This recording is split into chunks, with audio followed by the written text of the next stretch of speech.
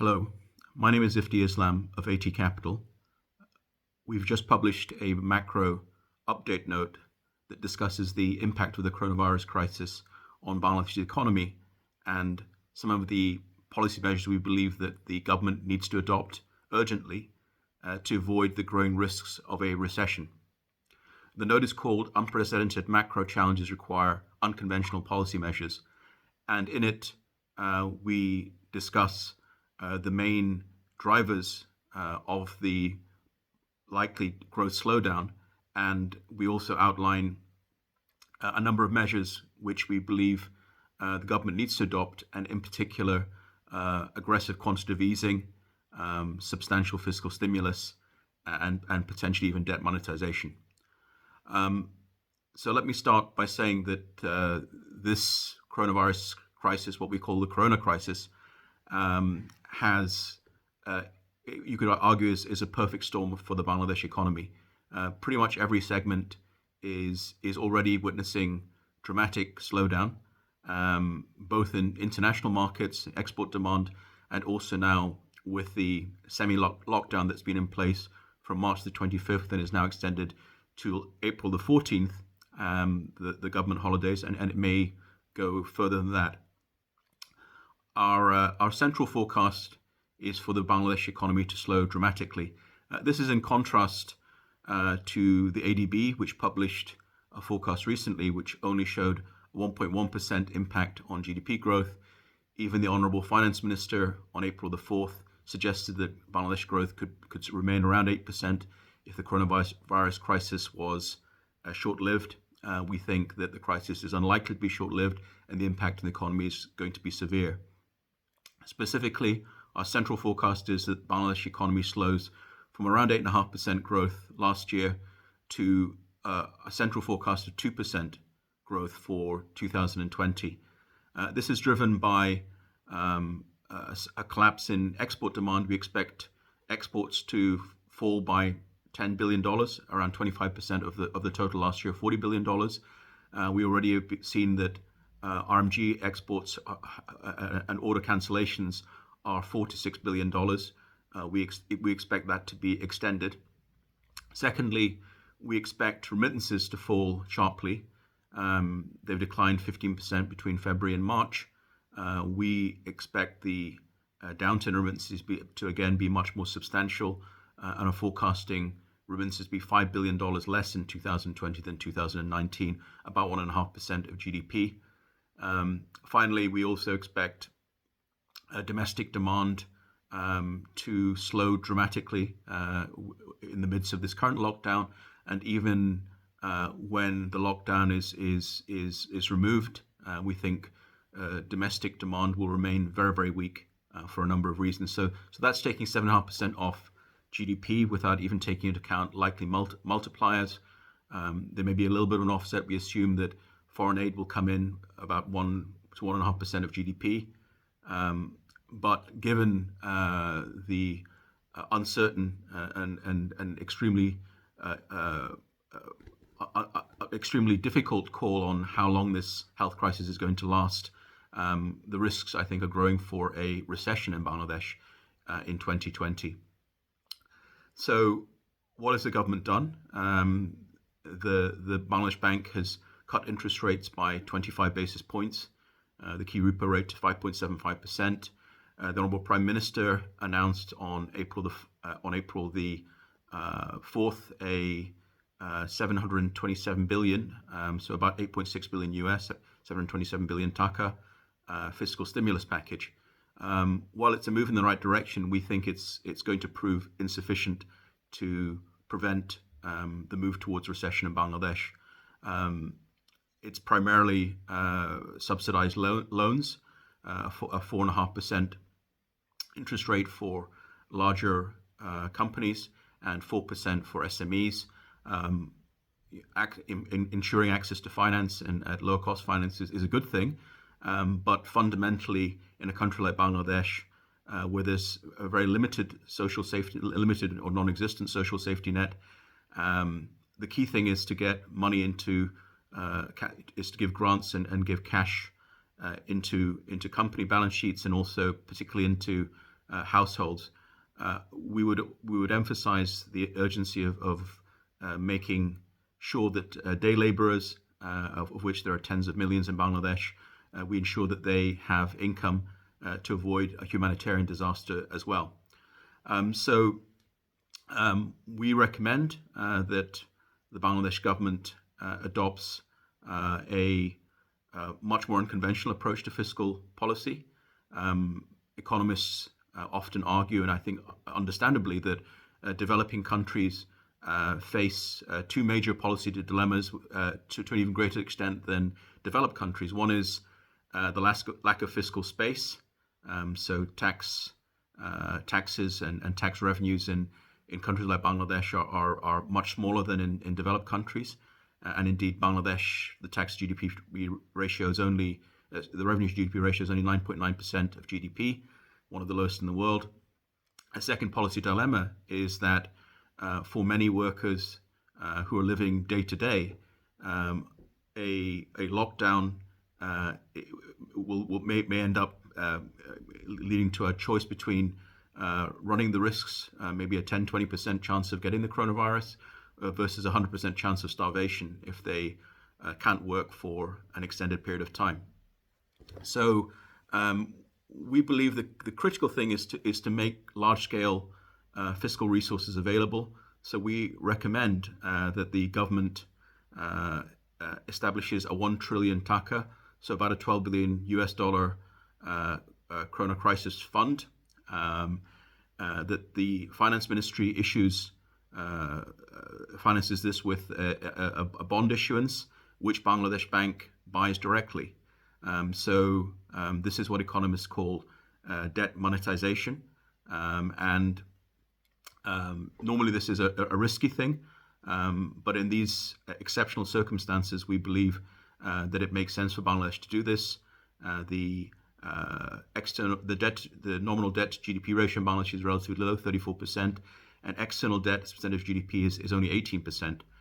So Bangladesh has the fiscal headroom, you could say, to take these unconventional measures. And in addition, we believe that the Bangladesh Bank should adopt aggressive quantitative easing by buying 30,000 crore taka of 300 billion taka of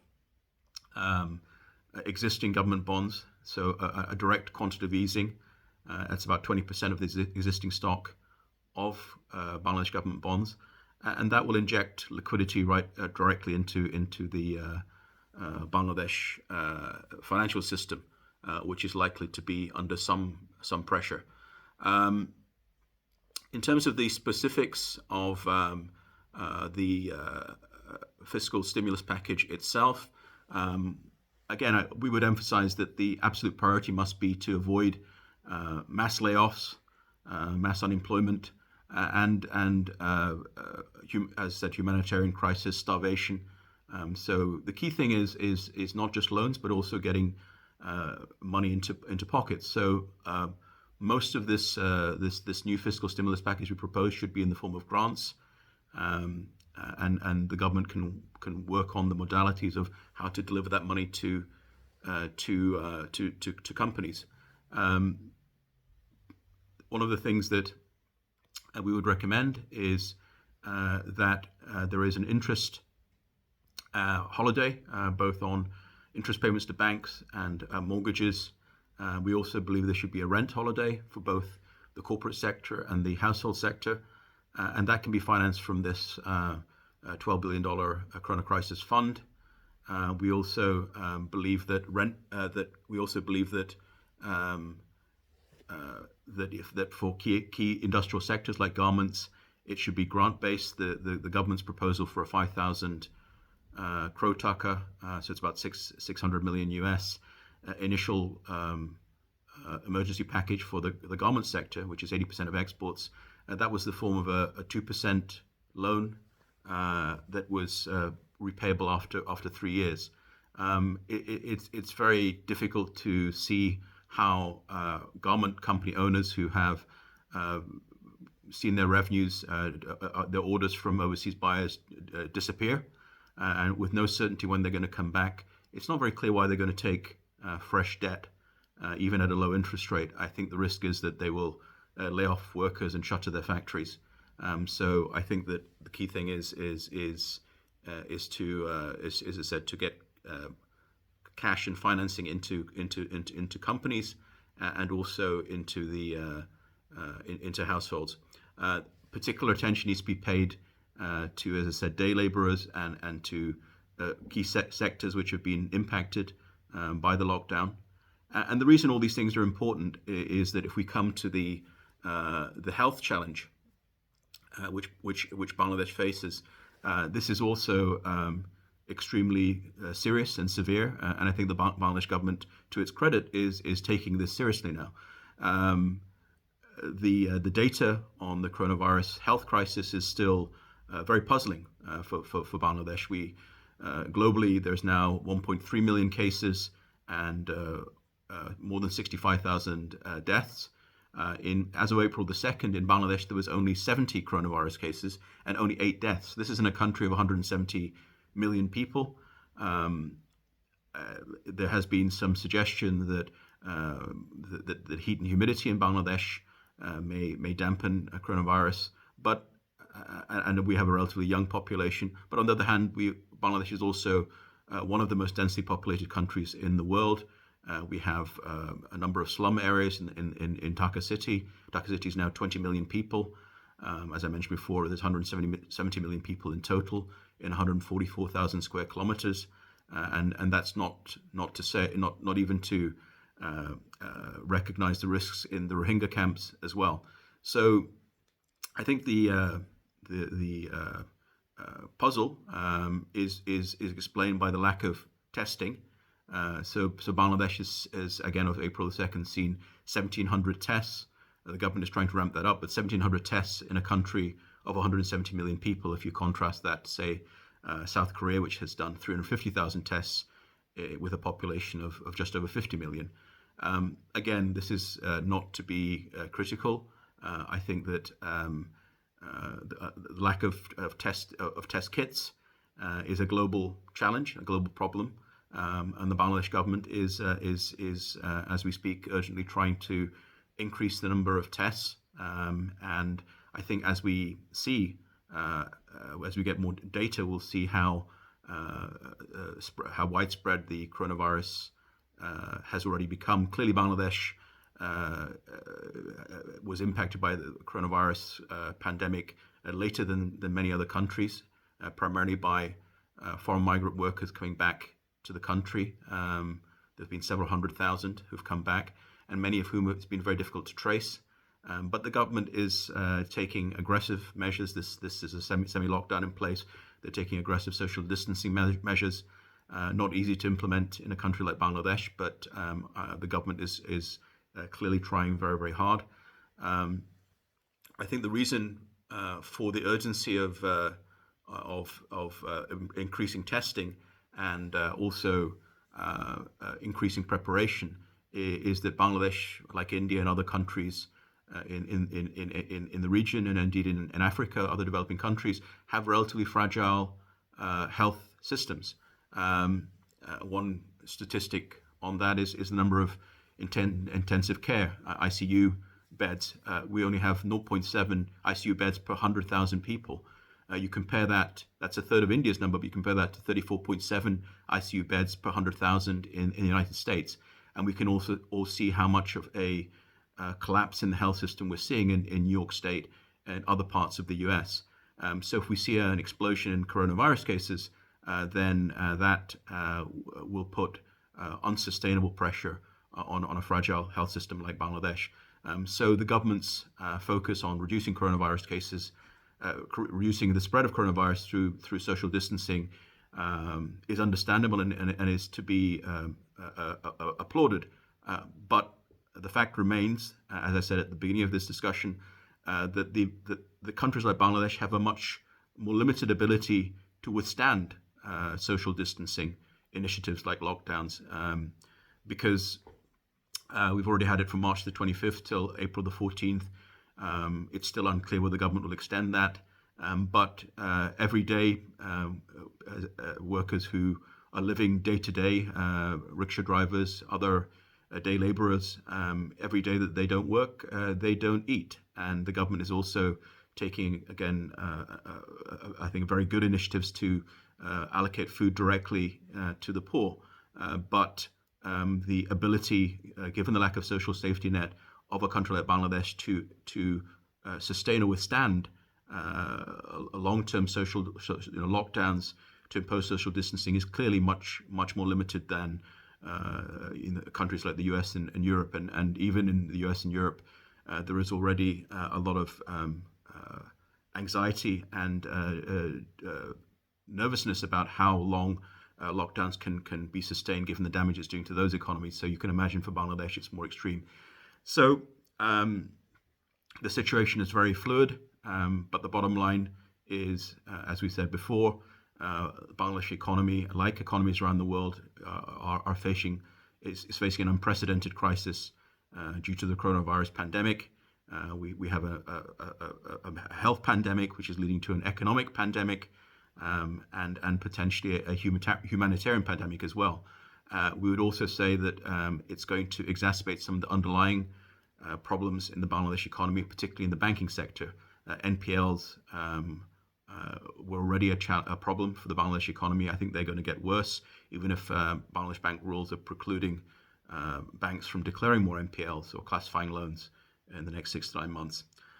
So I think that the key message we would make is unprecedented times requires aggressive and unconventional measures.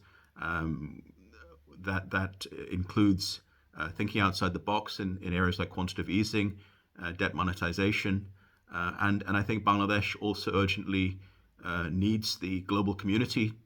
Countries like Bangladesh needs the global community to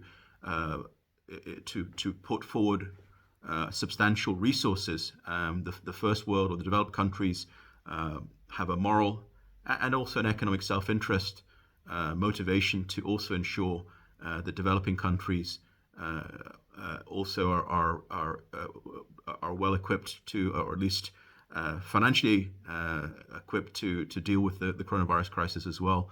The UNDP has suggested that a $2.5 trillion global fund needs to be created. We would agree with that.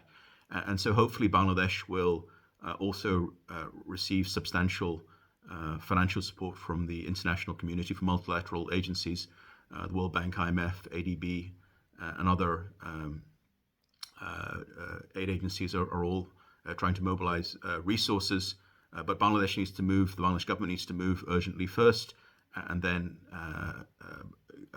supplement their own initiatives with external resources. We've seen a $100 billion health fund come from the World Bank. So we will continue to publish regular research updates during this crisis. Let's hope for the best, and hopefully our analysis can help you to navigate and to understand how this crisis will evolve. Thank you.